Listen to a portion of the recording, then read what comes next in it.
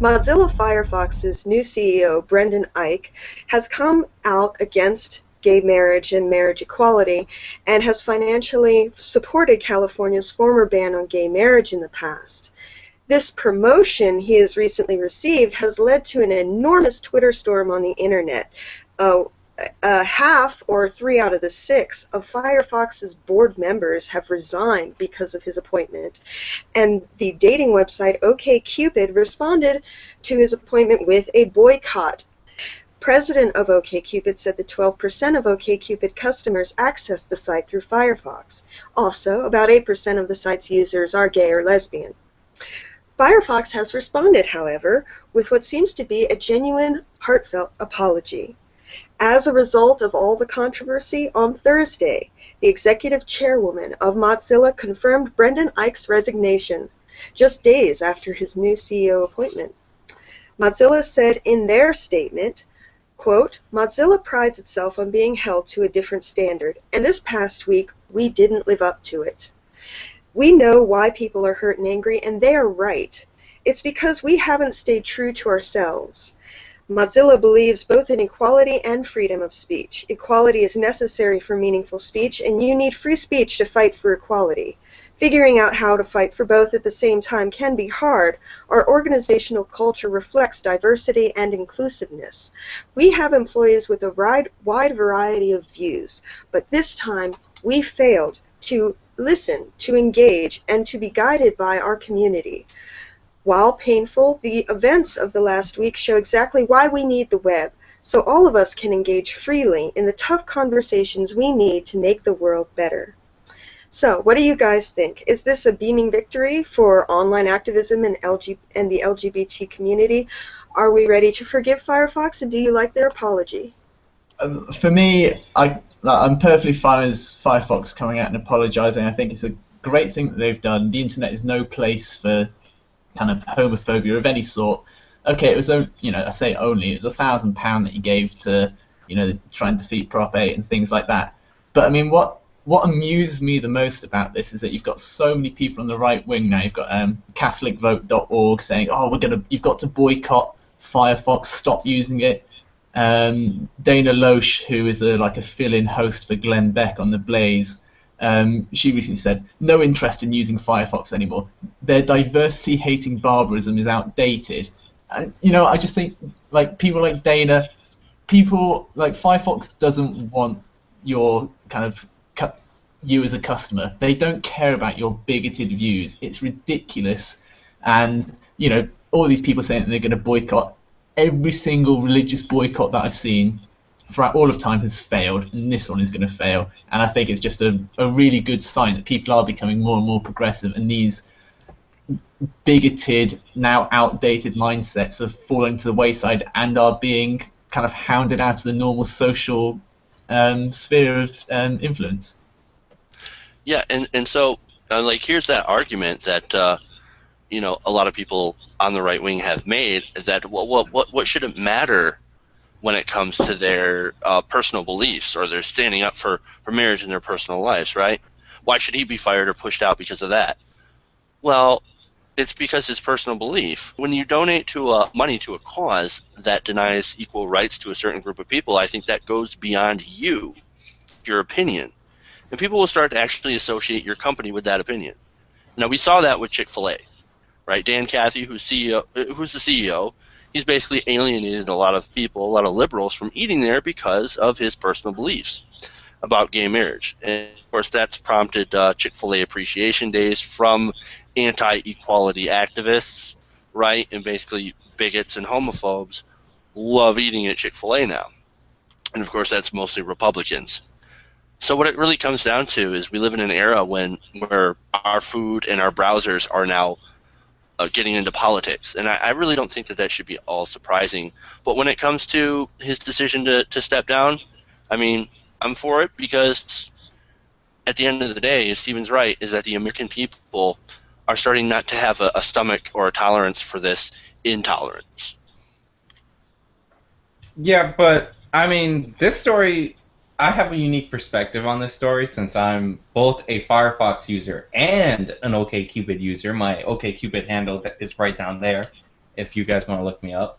But I thought it was nice of OkCupid to put the what you call it, the little message there, but I don't think like that didn't bother me, or it doesn't bother me that the CEO of this company gave like money to a cause I don't agree with. Like I don't really care about corporations' opinions.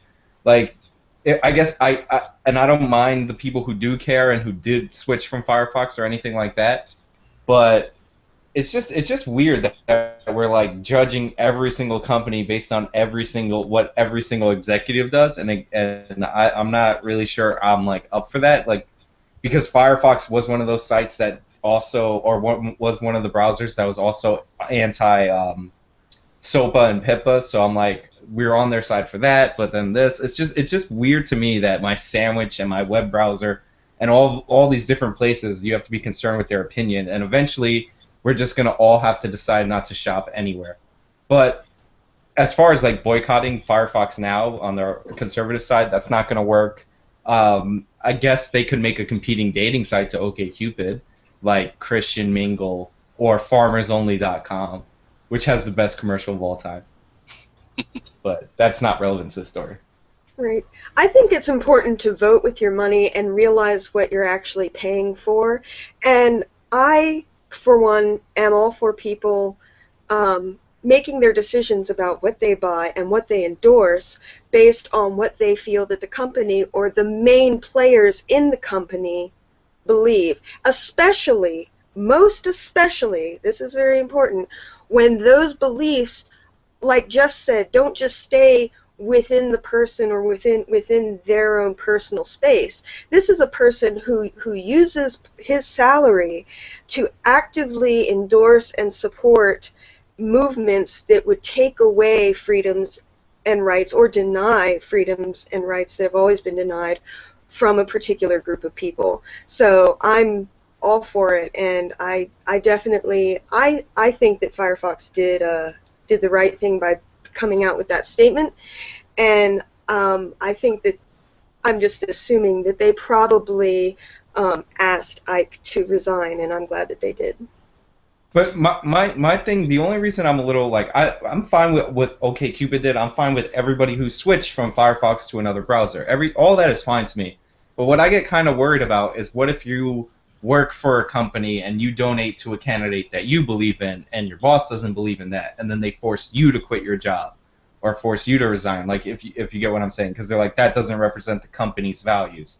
So I'm like a little more worried about the slippery slope as opposed to this specific case. I mean, the CEO will bounce back and go somewhere else. There was a reason he was hired in the first place, and all that. But I just worry about if everybody who works at a company, a political opinion, it can be used to damage that company, then you're basically gonna see companies like firing employees because they don't they did something that people are offended by.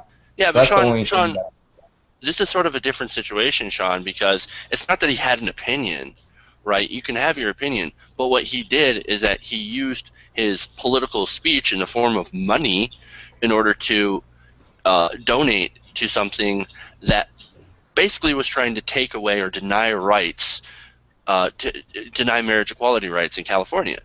That's sort of different than having an opinion. No, but I'm saying like everybody. I get what you're saying, but like you're just worried about the slippery slope. If you donate money to like if people on this panel decide to donate money to Elizabeth Warren, right? And let's say you're a clerk at a bank or a teller at a bank, and should that bank be able to like see that you donated that and then fire you because of that? You get what I'm saying? Like I feel like we're getting a little too crazy. I'm glad that they that's sort of apples and oranges, I think. Yeah, I don't think it's quite the same situation. It's not the same as endorsing a political candidate, for example. It's more like you're endorsing a particular movement to deny people their rights, and that's not the same as endorsing a particular political candidate. That's specifically endorsing a form of prejudice. I understand what Sean's saying. I do kind of agree with him that, you know, if I were to give money to a particular cause, here in the UK, and my employers fired me because it's not to a specific candidate, but to a political cause that I believe in, they fired me, I'd be agree with that as well. But I think the difference here is that it's the CEO of the company. He's a head person. He's the representative of that company. He's the face of the company, and that's what makes a slight difference. And I think another thing as well is that it really amuses me that a lot of the Conservatives who are up in arms against this, the people always in favour of the free market, this is a free market at work. People found out that Firefox's CEO, kind of his beliefs were against theirs, and so they've, as Rhiannon said, voted with their feet, and they're going to leave it. And there's a Conservative host or pundit called Ben Shapiro who owns a website called Truth Revolt or something like that, and he's put up a similar message on his website saying, this is just a message to say that we're complaining about Firefox and we think it's awful that they're trampling on the beliefs of millions of Americans. And it's like, well, it doesn't matter that kind of 2 million, 3 million, however many millions of Americans believe that same-sex marriage is wrong. It doesn't matter what their beliefs are. That's beside the point. It doesn't matter because they're wrong to believe that. Like, it's just their beliefs don't matter. It doesn't matter how many people believe it. And so, like, just getting back to Sean's point, I think he's right that there is a potential for a slippery slope, but I think just in this case, the fact it's the CEO of the company makes a large difference. Right, that definitely is an important factor. I mean, I wouldn't care so much if he was just another worker, a worker in a factory. It doesn't really matter to me what they endorse or what their opinions are. But you're right, when it is a CEO and they have a lot more power and authority and influence and they actually represent the company or are supposed to, that makes a big difference. But the thing that I just want to bring that point up just to to say, but like the point I would make is, what if the CEO of Budweiser gave money to help legalize marijuana, and that's against the company's interest, but it's what he's doing on his personal time? He'd probably get fired for that too, and I would be upset at that. That's just my only that's my only thing against this. And for the Conservatives who are outraged, I did a little research into the story and or into how other dating sites act. I think the outrage, if you are mad, you should be aiming it at OkCupid because they're the ones who started this, right? But I have no problems with their side at all. But I think the Conservatives have better cases in the past than than this one, because this was voluntary through the free market. People chose to go away from Firefox, and the company Firefox reacted to it. It's not like what happened to eHarmony, who got sued and had to make gay dating on their profile because they said they were discriminating. It's not like that case.